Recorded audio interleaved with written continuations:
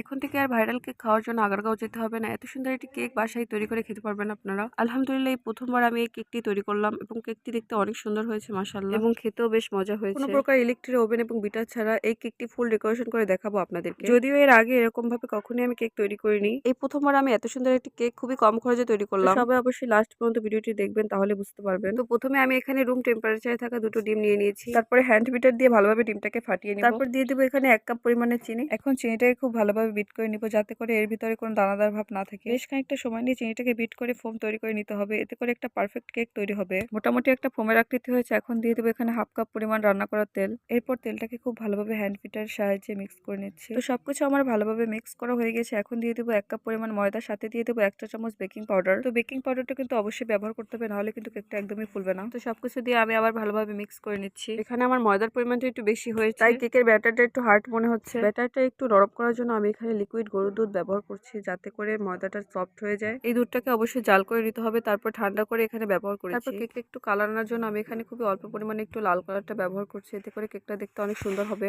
তারপর সবকিছু আমি ভালোভাবে নেড়েচেড়ে মিক্স করে নিলাম। এখন ব্যাটারটা এরকম একটা টেক্সচারে চলে এসেছে। কেকের ব্যাটারটা ঢালার জন্য আমি এখানে একটা কেকের মোল্ড নিয়ে নিয়েছি। কেকের মোল্ডে আপনারা বাটার পেপার ব্যবহার করতে পারেন, কিন্তু আমার কাছে বাটার পেপার ছিল না, তাই আমি এখানে এমনি কাগজ ব্যবহার করছি। এরপর হাত দিয়ে একটু তেল ব্রাশ করে নিলাম, এতে করে কেকটা হওয়ার পরে খুব সহজেই উঠে আসবে। এখন কেকের ব্যাটারটা ঢালার জন্য একদম প্রস্তুত হয়ে গিয়েছে। আমি খুব সুন্দর করে কেকের ব্যাটারটা মোল্ডে ঢেলে নিলাম, দেখতে পাচ্ছেন। কেকের ব্যাটারটা আমার ঢালা শেষ। এখন একটু ঝাঁকি দিয়ে নিব, যাতে করে ভিতরে কোনো বাতাস না থাকে। এরপর চুলায় আমি একটা পাতিল বসিয়ে দিয়েছি। ভিতরে অনেকগুলো কাগজ দিয়ে ঢাকনা দিয়ে ঢেকে 10 মিনিটের মতো জাল করে ফ্রিহিট করে নিয়েছি। এরপর কেকের ব্যাটারটা আমি ভিতরে দিয়ে দিলাম। উপর থেকে ঢাকনা দিয়ে তার উপরে পুতা দিয়ে দিলাম, এতে করে ভিতর থেকে বাতাস বের হয়ে আসবে না। লো হিটে 1 ঘন্টা জাল করে নিলাম। এখন ঢাকনাটা তুলে টুথপিকের কাঠি দিয়ে চেক করে নিলাম কেকটা হয়েছে কিনা। কেকটা হয়ে গিয়েছে, তাই চুলা থেকে নামিয়ে নিলাম। কেকটাকে ঠান্ডা করে নিয়েছি, তারপর একটা ছুরি দিয়ে এটাকে ডিমোল্ড করে নেব। এই যে দেখেন কত সুন্দরভাবে কেকটা উঠে এসেছে। যেহেতু আপনাদেরকে আমি কেকের ফুল ডেকোরেশন করে দেখাবো, তাই আমি কেকটাকে 3টা স্লাইডে কেটে নিব।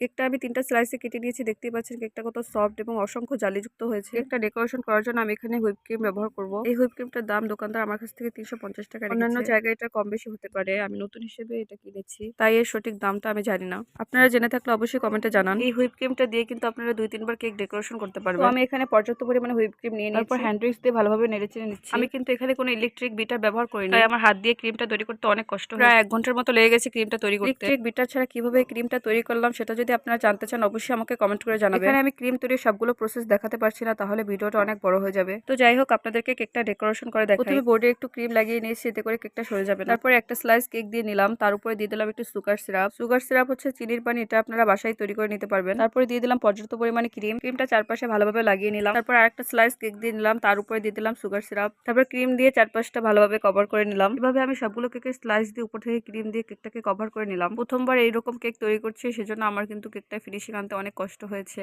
বেশ খানিকটা সময় নিয়ে আমাকে এই কাজটা করতে হয়েছে। যারা নতুন আছেন তারা কিন্তু এই কাজটা অবশ্যই ধৈর্য সহকারে করবেন, না হলে কিন্তু কেকের ফিনিশিংটা ভালো আসবে না। তো আমি অনেকক্ষণ চেষ্টা করে মোটামুটি একটা কেকের ফিনিশিং আনতে পেরেছি। এখন কয়েকটা ফুলের ডিজাইন করে নিব। আমি ওরকম ভালো ফুলের ডিজাইন করতে পারি না। ফুলটা আমার একটু ভালো হয়নি, দেখতে পাচ্ছেন। পরবর্তীতে আমি এটা তুলে ফেলবো। আমার কাছে কালার ছিল না, তাই আমি কোনো কালার ব্যবহার করিনি এই ফুলগুলো তৈরিতে। কিন্তু আপনারা চাইলে এখানে বিভিন্ন ধরনের কালার ব্যবহার করতে পারেন, এতে করে কেকটা দেখতে আরো বেশি সুন্দর লাগবে। উপর থেকে আমার ফুলগুলো দেওয়া শেষ, কিন্তু কেকটা দেখতে এখনো সিম্পল লাগছে, তাই ভাবলাম নিচ থেকে একটু ডিজাইন করে দিতে, দেখতে কেকটা আরো সুন্দর লাগবে। যদিও আমি এত ভালো ডিজাইন করতে পারি না, যতটুকু পারি ততটুকু করেছি।